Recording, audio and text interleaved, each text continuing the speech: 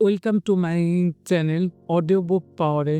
আপনারা শুনছেন অহিত তুষারের লেখা কথা বলতে শিখুন, যে কোনো বিষয় যে কারো সাথে। চলুন শুরু করা যাক। খুব বেশি দিন আগের কথা নয়, এক সিনের বন্ধু আমাকে সপ্তাহান্তে অনুষ্ঠিত হওয়া তার বোনের বিয়ের গল্প শোনাইতে এলো। কয়েক মাস আগে সে নিজেও তার প্রায় ২০ বছর বিবাহিত জীবনের ইতি ঘটিয়েছে এবং ডিভোর্সের পর এই প্রথম কোনো অনুষ্ঠানে নিজ থেকে যোগ দিয়েছে। কফিতে চুমুক দেয়া সেই স্মরণীয় দিনের গল্প শোনাইতে শুরু করে। ১০টার মধ্যেই তার সকল বন্ধু বান্ধব এবং পরিবারের লোকজনের দেখা পায়, যাদের সাথে প্রায় প্রতি সপ্তাহে তার দেখা হয় অথবা অন্তত টেক্সট আদান প্রদান হয়। বিয়ের অনুষ্ঠান আড়ম্বরপূর্ণ ছিল। সবাই বেশ খোশ মেজাজে রিসিপশনে যোগ দেওয়ার জন্য কনভেনশন হলে পৌঁছায়। পৌঁছানোর সময় সে বেশ দায়িত্বর সাথে সবকিছু খেয়াল রাখছিল, যাতে কোনো ধরনের অদ্ভুত পরিস্থিতির সৃষ্টি না হয়। একটা বিয়ের অনুষ্ঠানে যা হয়, মানুষজন ভরপেট খাওয়া দাওয়া করে, তারপর অনেকে গান বাজনা বা নাচানাচিও করে। মোট কথা সবাই আয়েশ করে ভালো সময় কাটায়। বর কনে দুই পক্ষের লোকজনে একত্র হয়ে বেশ উৎসাহের সাথে অনুষ্ঠান উদযাপন করে, কিন্তু আমার বন্ধুকে মানুষজনের আনন্দ, খাওয়া দাওয়া কিংবা আয়েশি বা কোনো কিছুই ছুঁইতে পারছিল না। তার জন্য এইসব ছিল পানি থেকে ডাঙায় এসে নিঃশ্বাস নিতে না পারা লাফাইতে থাকা মাছের মতো।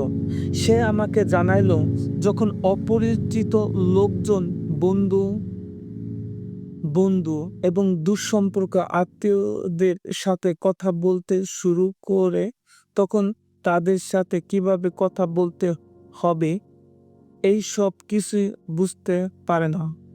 তারপর কথা বলতে বলতে খুব বাজে একটা পরিস্থিতির কথা বলে।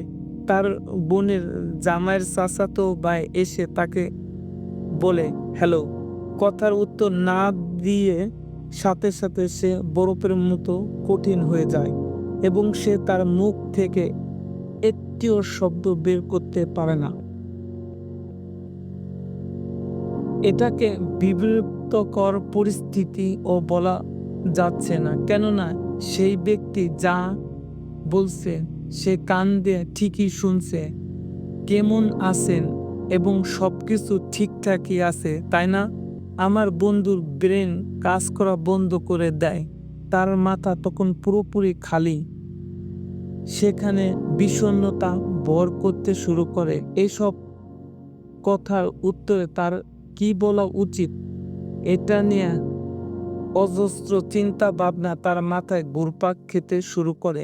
কিভাবে এই লোককে স্বতঃস্ফূর্ত ভাবে উত্তর দিলে তার কথা শুনে লোকটি আরো কথা বলতে পারার আনন্দ পাবে। আমার কি বলা উচিত সেটা নিয়ে আদৌ কি ওরা মাথা ঘামাচ্ছে? কি বলা উচিত আমার? এই লোকটি আসলে কে? সে কি পছন্দ করে এবং আর ও যা তা। কিন্তু চিন্তার বাইরে বাস্তবে এগুলো কেবল টুকটাক সাধারণ কথাবার্তা। বিব্রতকর নীরবতা এবং মেঝের দিকে উদাস চোখে তাকিয়ে থাকা। এক পর্যায়ে আমার বন্ধু বলে, আল্লাহ, খুব জঘন্য অবস্থায় আমার বউ আসলে বেশ ক্ষমতার অধিকারী ছিল। আমি আসলে বিবাহিত থাকা অবস্থায় বুঝতেই পারিনি সে একা কতটা দক্ষতার সাথে আমাদের বোঝা পড়া সামলেছিল। আমার কাছে নিজেকে তখন কথা বলতে না পারা শিশু মনে হচ্ছিল। কি বিষয়ে আমার কথা বলা উচিত, আমি কি বলতে চাচ্ছি সেটা নিয়ে আদৌ কি ওরা মাথা ঘামাচ্ছে? যদিও ঘামায়ও না, আমার সেই চেষ্টাটুকু করার মানসিক শক্তি নেই। আল্লাহই ভালো জানেন আমি আর কখনো স্বাভাবিকভাবে কারো সাথে বাইরে বের হতে পারবো কি না। হয়তো কখনোই না। ততক্ষণে আমাদের কফির মগ খালি হয়ে এসেছে। বিল পরিশোধ করে আমি তাকে বোঝানোর চেষ্টা করলাম, কনফিডেন্ট থাকার জন্য কিংবা কারোর সাথে সাধারণ কথাবার্তা চালিয়ে নেওয়া খুব একটা জটিল কোনো বিষয় নয়, যে তার শুধু একটু ভাট মানুষের মধ্যে আছে, যারা প্রাকৃতিকভাবে চমৎকার কথা বলার ক্ষমতা নিয়ে পৃথিবীতে এসেছে। প্রায় ১ যুগ আগের কথা, কিংবা আমার জীবনে প্রায় পুরোটা সময় আমি আমার এই বন্ধুর মতোই ছিলাম। আমার পড়াশোনা, ১ম চাকরিজীবী এবং সকল পার্ট টাইম চাকরির শিফট। এই কারণে ধীরে ধীরে আমার ক্যারিয়ার অগোছালো হতে শুরু করে। সাথে লজ্জা এবং নিজেকে সবকিছু থেকে গুটিয়ে রাখার প্রবণতাও কাজ করতে শুরু করে।